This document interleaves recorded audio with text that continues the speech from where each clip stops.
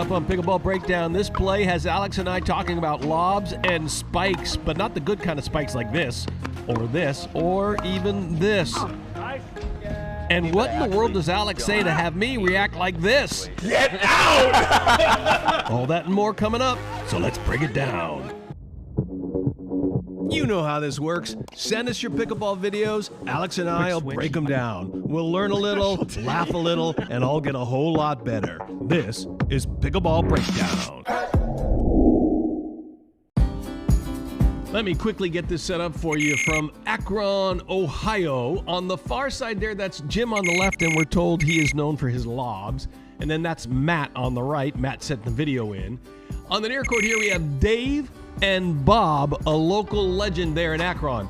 It starts, as you can see, with these two drives right at Bob, and quite frankly, he just handles them. So right after those two drives, we have an interesting situation where Jim is back and Matt is hanging out here in the transition zone, and the ball comes to Dave. Now he's got a choice here, and he decides to go to Jim, who's further back. And I was just kind of curious what you thought about this, because I probably would have gone hard at Matt. Yes, if it's a ball that you can hit hard, I typically opt to hit it harder at the person who's nearest to me. In that case though, it looked like Dave had to roll it a little bit.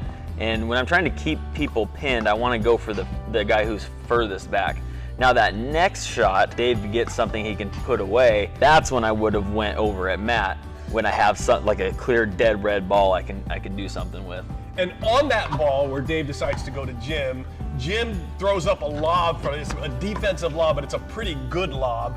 I mean, like we've addressed before, like I never look to lob from a defensive posture. I always want to be kind of in control of the point, see an opening, exploit that opening.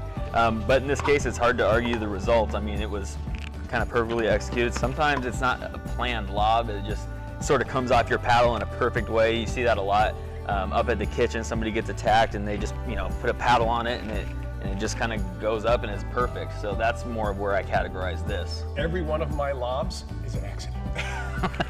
Don't tell people that. Well, it is. I try to teach them. Okay, so off of that defensive lob there from Jim, Dave then throws up a lob of his own that doesn't go very far. It just gets to Matt on the right-hand side. And then Matt promptly spikes it right into the kitchen. We've talked about this before, where you want to put a little bit of an angle on that thing to give them less time on that skip. What did he do wrong here? He was out in front of it. He was a little anxious and he hit the ball too soon. In that situation, he's just let the ball travel to him a little bit more, and instead of hitting it way out in here and getting down on it, wait till it gets still out in front of you, but to where you can drive it forward and deep into the court rather than just straight down. Bob, who's got a lot of experience, handles that pretty well, but then he goes with a lob of his own and he ends up going at Jim, and then Jim breaks cardinal rule number, 72. Maybe it's lower than that. Maybe it's cardinal rule number 3 or 2. I don't know where it is on your stack ranking. You're gonna hate me, but I actually don't hate it in this situation. Get out! You had that whole argument with Michelle Escobar. Look how far back they are in the court, though. Because he just sends that one that spiked into the kitchen and bounced way up. They're both, it looks to be, on this court back to the fence line just about. And he held them, Jim, he held them because he showed overhead, which honestly I probably just would have hit the piss out of anyway. But I mean, just minor details, But he held that there long enough to where they had to respect that the big dog was coming, right? And then he just, softens it up right in there, and it ended up winning the point. I mean, he generates a pop-up out of that, and then they're out of position, and we're going to talk about that in a second, but I want the record to show that on this date. There's an exception to every rule in life, Frank. There it is.